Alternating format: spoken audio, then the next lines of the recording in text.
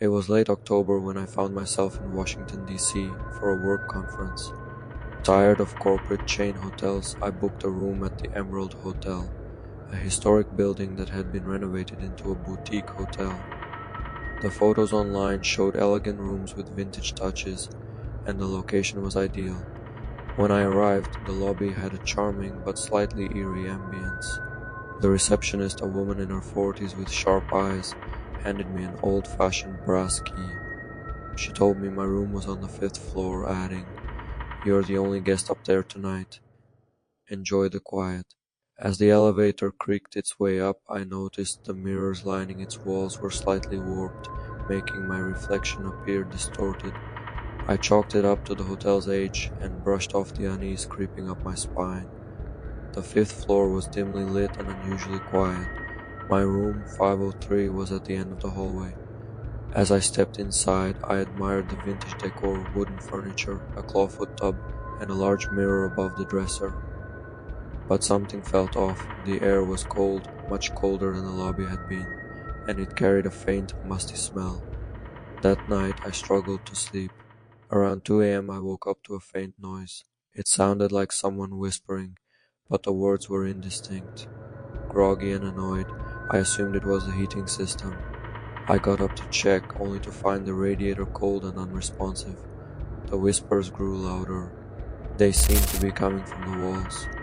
I pressed my ear against the wall by the bed, and for a moment I thought I could make out the word leave. I froze, heart pounding. I convinced myself it was my imagination, fueled by exhaustion. Grabbing my phone, I played some white noise and managed to fall back asleep. The next morning, I mentioned the noise to the receptionist as I checked out. She looked up sharply, her professional smile faltering. "Did you hear anything specific?" she asked. I hesitated, embarrassed. "Just whispers. Probably the pipes or something." Her expression darkened. That floor used to be the staff quarters back in the 1920s. There were incidents. Some people say you can still hear the staff who... She cut herself off, offering a strained smile. "It's an old building. These things happen." I left unsettled but eager to put the experience behind me. Yet weeks later I found myself Googling the Emerald Hotel's history. Buried in an old newspaper archive, I found a report from 1927. A young maid had died on the 5th floor under mysterious circumstances. According to witnesses, she'd been acting strangely in the weeks leading up to her death, telling colleagues she heard whispers in the walls. I never went back to the Emerald Hotel, but sometimes when it's quiet at night, I swear I hear faint whispers, just like I did that night. After discovering the article, I couldn't shake the feeling that there was more to the story. The maid's name, Margaret Hensley, was mentioned in the piece along with a vague reference to her untimely demise. There were no details about how she died, only that her death had been ruled an accident. Something about the whole situation gnawed at me. Maybe it was guilt. I'd brushed off the whispers as my imagination. But what if I'd experienced the same thing Margaret had? Or maybe it was simple curiosity. Whatever it was, I decided to dig deeper. I reached out to a local historian named Brian, whose contact I found on a forum about haunted places in DC. When I explained my experience and asked about the Emerald Hotel, his tone shifted. "That place," he said, "has a long history of, let's call it, unusual activity. Margaret Hensley wasn't the only person who died under mysterious circumstances. There's a pattern." He told me about a bellhop in 1932 who had reportedly jumped from the 5th floor, a seamstress in 1941 who was found unresponsive in the laundry room, and even a guest in the 1970s who disappeared without a trace. All of them had been staying or working on the 5th floor. Brian offered to meet me at the city archives to dig through old property records and police reports. I agreed, figuring it might help me make sense of what happened. At the archives we found blueprints of the Emerald Hotel, dating back to its construction in 1905. Something caught my attention immediately. The 5th floor wasn't in the original plans. It had been added later in 1921. That's odd, Brian muttered. Most renovations like this happen sooner, not decades later. We also discovered a troubling detail. The fifth floor had initially been designed as a storage space, not staff quarters. There were rumors mentioned in an old inspector's report of illegal activities, possibly gambling or something worse, happening there in the early 1920s. But the most unsettling discovery was a police file marked as restricted from 1927, the year Margaret died. Somehow Brian managed to charm the archivist into letting us see it. Inside were witness statements from other staff members. One from a cook named Edith stood out. Margaret told me she felt someone was watching her. She said she could hear voices when she was alone. I thought she was just tired, but now I wonder. She wasn't herself that day, she said. I think it wants me to stay. What could that mean? I asked Brian, my voice barely above a whisper. He shook his head, frowning. Whatever happened, it seems like something was drawing her in. As we left the archives, Brian offered one last piece of advice. If I were you, I wouldn't go back there.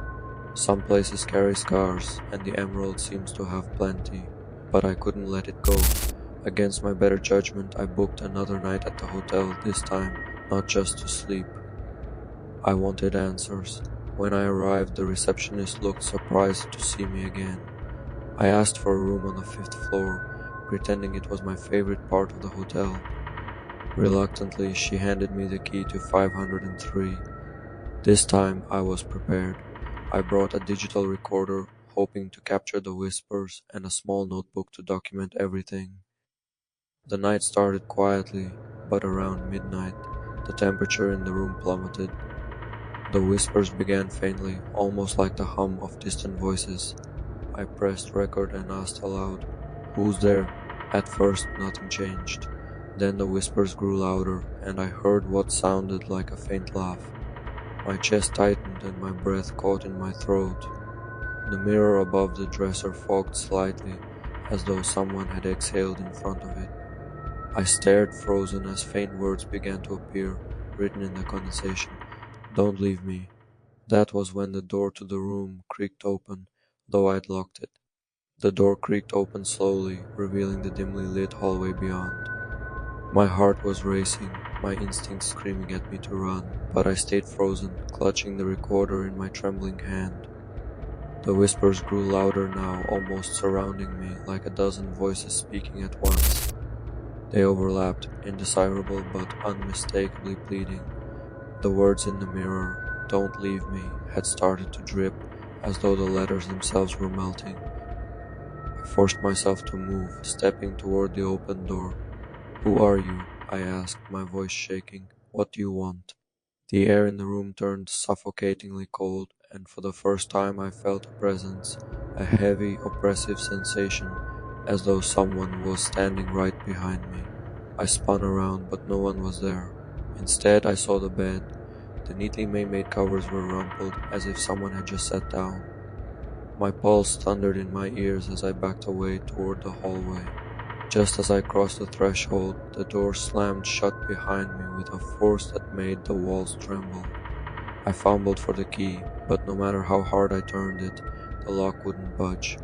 Then from the other side of the door I heard a single word, clear and chilling: "Stay." I didn't. I ran down the hallway, not waiting for the elevator, and bolted down the stairs two at a time.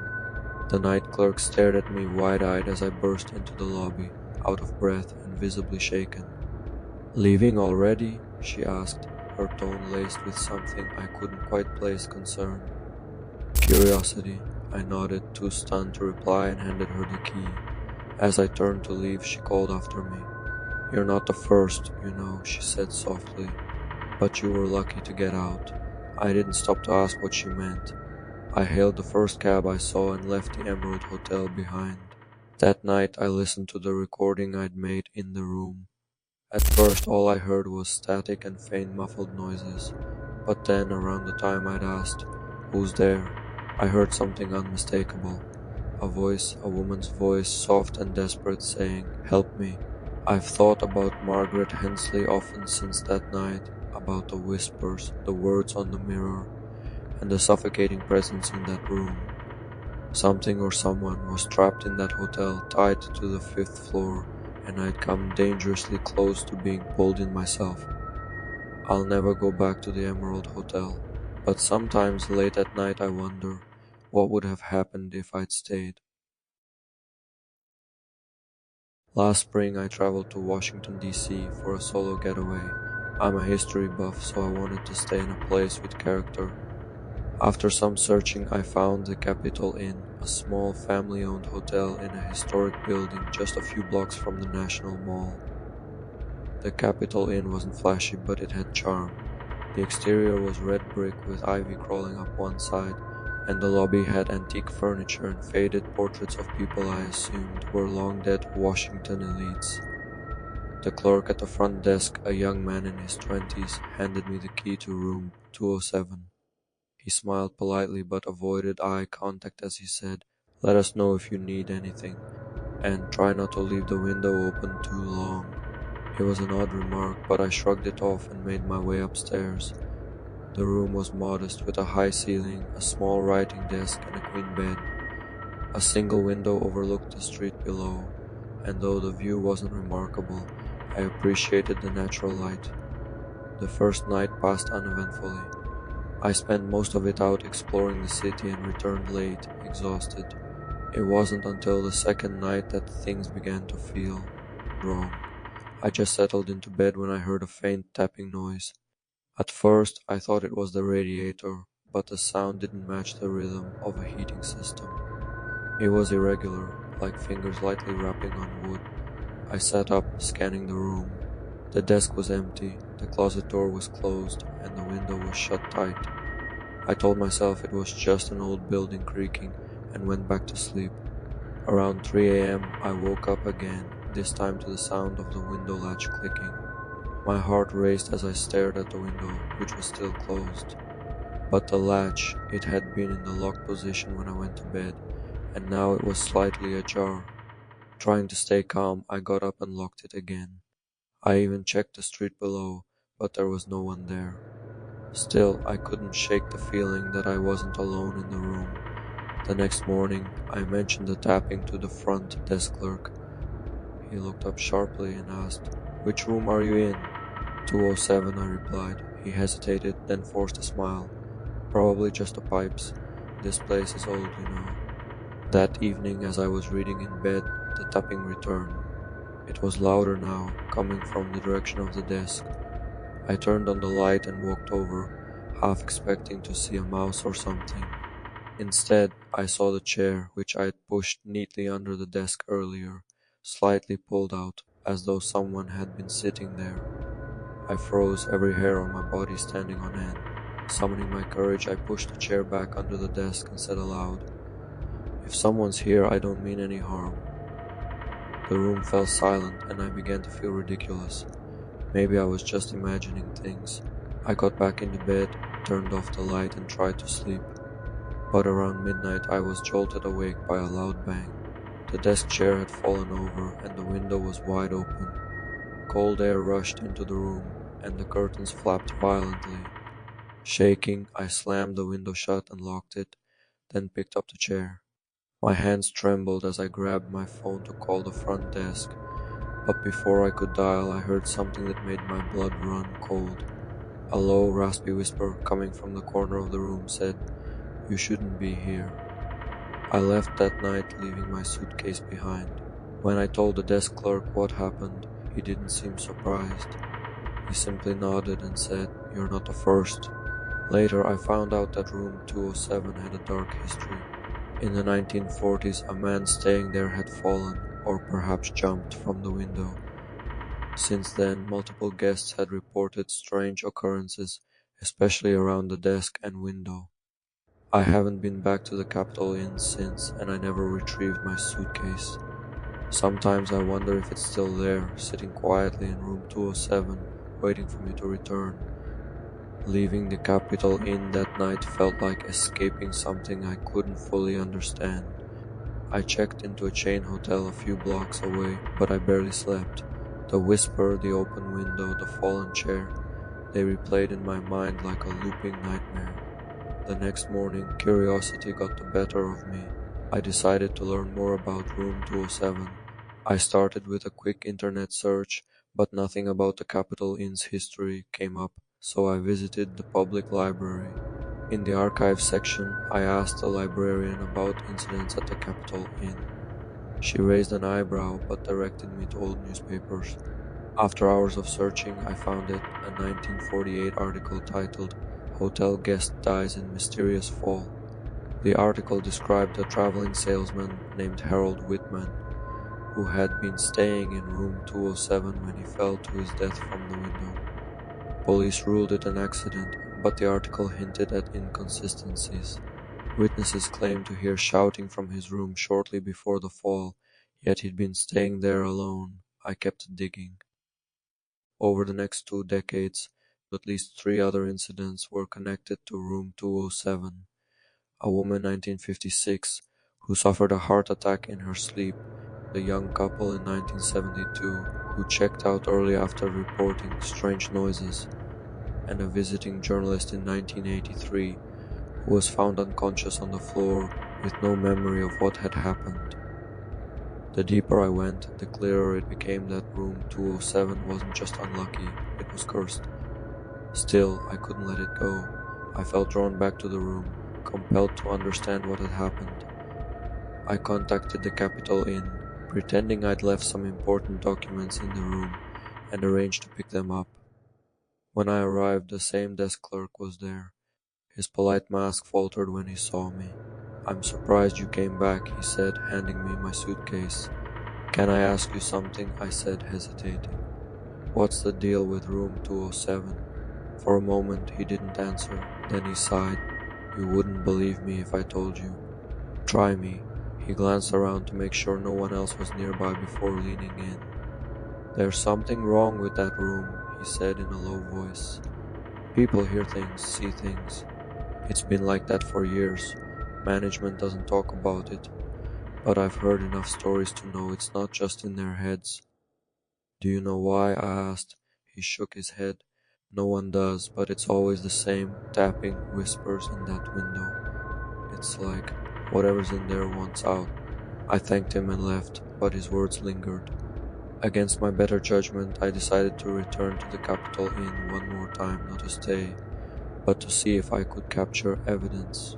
That night, armed with digital recorder and my phone, I parked near the hotel and slipped inside. The lobby was quiet and no one stopped me as I made my way up the creaky stairs to the second floor. Room 207 was at the end of the hall, its door nondescript yet menacing. I pressed the recorder against the door and hit record. For a long moment there was nothing but silence. Then faintly I heard the tapping. It was coming from inside. I whispered, "Who's in there?" The tapping stopped. The recorder picked up a faint raspy voice almost too soft to hear. "Help me." A chill ran down my spine. Before I could decide what to do, the door handle rattled, as if someone on the other side was trying to open it.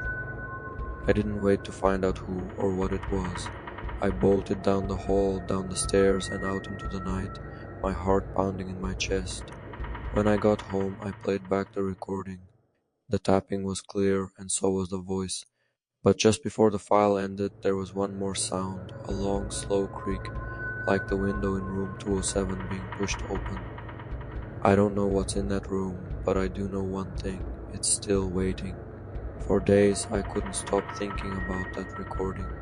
The voice, the tapping, the creak of the window, it all stayed with me, gnawing at the edges of my sanity. Despite my fear, I felt a growing obligation to understand what was happening in room 207. I shared the recording with a friend of mine, Lauren, who had some experience in audio forensics. She listened intently, her face tightening as the faint voice whispered, "Help me." "Are you sure this wasn't staged?" she asked, though her tone betrayed that she already knew the answer. "I swear it's real," I said. She nodded, hesitating before speaking again. "There's something strange about the voice. It's faint, but it doesn't sound like it's coming from the room. It sounds closer, like it's right next to the microphone." Her words sent a shiver down my spine. The voice wasn't just in the room, it had been near me. Lauren suggested I try something I hadn't considered, researching Harold Whitman himself. If he was tied to room 207, perhaps understanding his life or death could offer some answers. Digging into the city archives, I found that Harold was a traveling salesman for a now defunct textile company. By all accounts, he was unremarkable, except for one detail. Just before his death, Harold had filed a lawsuit against his employer, accusing them of fraud. The case never went to trial, as his death was ruled an accident. But here's the unsettling part. The same employer had a history of silencing whistleblowers, sometimes through intimidation and other times. Worse, was Harold murdered? Did he know something he wasn't supposed to? And if so, was his spirit trapped in room 207 unable to find peace? I had more questions than answers, but I was determined to learn the truth. Against my better judgment, I returned to the Capitol Inn one last time, this time with Lauren. We checked in under fake names and requested room 207, pretending we were history buffs fascinated by the building's architecture. The desk clerk, an older woman I hadn't seen before, hesitated before handing us the key. "You sure you want this room?" she asked. Lauren forced a laugh. "Why not? Something wrong with it?" The clerk shook her head, smiling tightly. "No, nothing. Just let us know if you need anything." We entered the room just after sunset. It was exactly as I remembered, modest, unassuming, and deceptively ordinary. But the air felt heavier this time, like the room itself was aware of our presence. We set up the recorder and a small EMF detector Lauren had brought. For hours we sat in silence, asking questions and waiting for any sign of activity. At first there was nothing, but just after midnight the tapping started. It was faint at first, like it had been during my previous visit, but it grew louder and more deliberate. Then the window latch clicked. Lauren's eyes widened as the EMF detector spiked. "It's happening," she whispered. I asked aloud, "Harold, is that you?" For a long moment there was no response. Then the recorder picked up the same raspy voice I'd heard before. "Help me." Lauren and I exchanged nervous glances. "What do you need?" I asked. The tapping stopped. The room felt deathly silent. Then slowly the desk chair slid out, as if an invisible hand had pulled it. Lauren grabbed my arm. "We need to leave," she hissed, but I couldn't move. Something about the chair, the open window, the voice, it felt like a story unfinished. Before I could speak again, the voice came through the recorder, louder this time. "They pushed me." My blood turned cold. Lauren didn't wait for me to react. She yanked me out of the room, dragging me into the hallway. As we fled down the stairs, the door to room 207 slammed shut behind us with a deafening crash. We didn't stop running until we were outside. When we finally caught our breath, Lauren turned to me, her face pale. "We can't go back. Whatever's in that room, it doesn't want to be found." I didn't argue. To this day I don't know what really happened to Harold Whitman, but I do know this. Room 207 holds the answers, and perhaps something or someone is determined to keep them hidden. The Capitol Inn has since been sold, its historic charm overshadowed by whispers of hauntings. I've heard rumors that room 207 has been sealed off, its door bolted shut, as if the new owners understood what the rest of us didn't. But sometimes late at night I wonder, if you stood outside that door and listened closely, would you still hear the tapping?